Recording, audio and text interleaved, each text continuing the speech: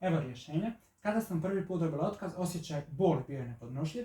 Ipak s vremenom sam naučila da je bol prolazni i trebam skupiti snage za nove pobjede. Zašto je to tako? Ovdje nam treba genitiv jednine ženskog roda, boli. Zašto? Zato što je ona zbog tog otkaza osjetila osjećaj boli.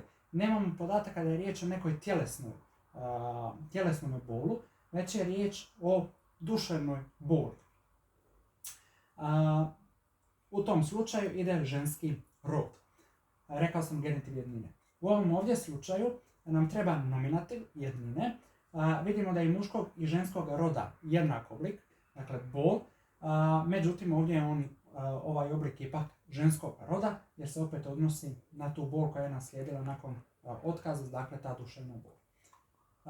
Ako vam se svidjelo, zapratite nas na ovim kanalima, na YouTube-u koji sada gledate, subscribe-te se, označite se